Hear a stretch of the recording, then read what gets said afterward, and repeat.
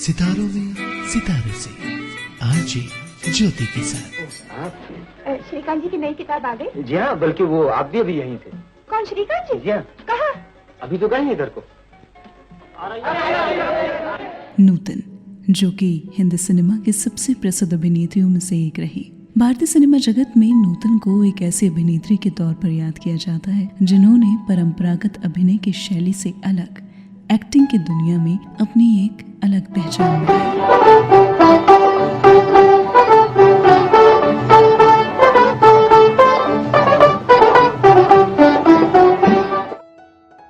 तो चलिए आज आपको लेकर चलते हैं इस महान अभिनेत्री की जिंदगानी के सफर में।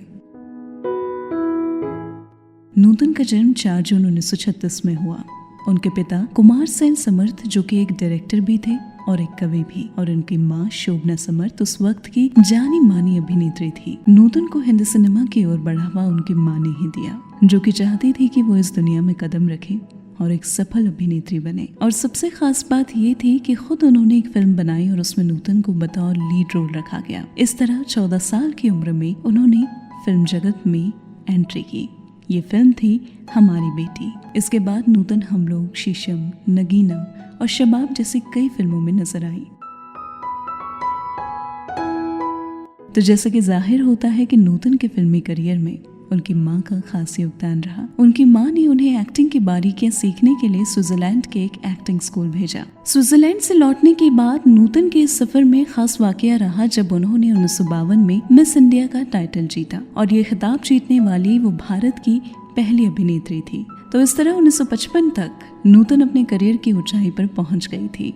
1955 की फिल्म सीमा, जिसमें उन्होंने सुधार घर में एक अपराधी की भूमिका निभाई, समीक्षकों और दर्शकों ने उनके इस किरदार को खूब सराहा और उसकी वजह से नूतन ने इस फिल्म के लिए सर्वश्रेष्ठ अभिनेत्री का खिताब भी जीता। नूतन ने देवानंद साहब के साथ पेइंग गेस्ट और तेरे घर के सामने में एक शानदार अभिनय के जरिए अपनी वर्सेटैलिटी का परिचय दिया। कोई देखे नशीली आंखें मलमल के, दिल कैसे बने न दीवाना। क्षमा करे है इशारे जब जल जल के, कहो क्या करे परवाना। सन 1958 में प्रदर्शित फिल्म सोने की चिड़िया के हिट होने के बाद फिल्म इंडस्ट्री में नूतन के नाम के डंके बजने लगे और बाद में एक के बाद एक खास भूमिकाओं को निभाकर उन्होंने फिल्म इंडस्ट्री में अपनी एक अलग पहचान बनाई। बिमल रॉय की फिल्म सुजाता और बंदनी नूतन की यादगार फिल्में रही।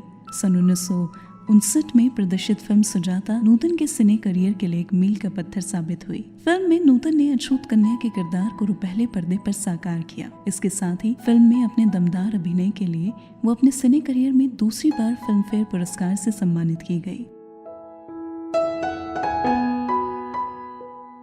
साल 1963 में प्रदर्शित फिल्म बंदनी भारतीय सिनेमा जगत में अपनी संपूर्णता के लिए सदा याद की जाती है। इस फिल्म में अपने जीवंत अभिनय के लिए नूतन को एक बार फिर से सर्वश्रेष्ठ अभिनेत्री का फिल्म फेयर पुरस्कार मिला। इस फिल्म से जुड़ा एक रोचक पहलू ये भी है कि फिल्म के बनते हुए अभिनेता अशोक कुमार के निर्माता बिमल रॉय से अनबन हो गई थी और वो किसी भी कीमत पर उनके साथ काम नहीं करना चाहते थे। लेकिन वो नूतन ही थी जो कि अशोक कुमार के साथ काम करना चाहती थी। नूतन के जोर देने पर अशोक कुमार ने फिल्म बंदनी में काम करने के लिए रजामंदी दी। मेरे साजन है उस पार, मैं मन मार हूँ इस पार, ओ मेरे माझी खब की बार, ले चल पार ले चल पार, मेरे साजन है उस पार। नूतन ने अपने फिल्मी करियर में उस वक्त के सभी खास कलाकारों के साथ काम किया। राज कपूर साहब के साथ फिल्म मनाड़ी में भोला भाला प्यार हो या फिर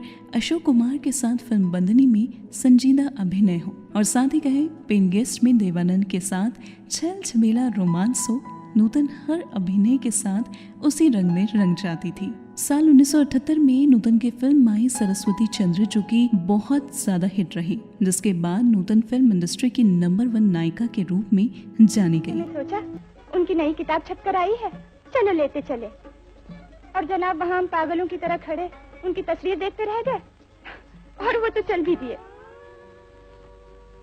नूतन के व्यक्तिगत जीवन की बात करें तो 11 अक्टूबर 1959 को नौसेना के लेफ्टिनेंट कमांडर रजनीश बहल से उन्होंने शादी कर ली, लेकिन शादी के बाद भी इन्होंने अपना फिल्मी करियर जारी रखा। मेरा साथ रहे, तेरा मेरा साथ रहे, तेरा मेरा साथ रहे, तेरा मेरा साथ रहे। धूप हो छाया हो, दिन हो कि रात रहे, तेरा मेरा साथ रहे। यूं तो नूतन ने हिंदी सिनेमा में बहुत कम उम्र से ही अपनी एक अलग पहचान बना ली थी, लेकिन शायद किस्मत को कुछ और मंजूर था। सिर्फ 54 साल की उम्र में 21 फरवरी 1991 को कैंसर की वजह से नूतन ने इस दुनिया को अलविदा कह दिया।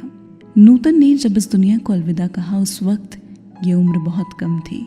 शायद हिंदी सिनेमा उनकी चमक से और जगमगाता, लेकिन जितना वक्त भी उन्होंने हिंदी सिनेमा को दिया और अपनी एक्टिंग, अपने टैलेंट के जरिए जो जगह बनाई वो हरदम यूं ही रहेगी, क्योंकि नूतन एक ऐसी अदाकारा रही जिन्होंने एक्टिंग की दुनिया में एक नया इतिहास रचा और ये इतिहास हमेशा बरकरार रहेगा। तो अगली बार फिर मुलाकात होगी एक नए सितारे की कहानी के साथ। तब तक के लिए आज ज्योति को दीजिए इजाजत।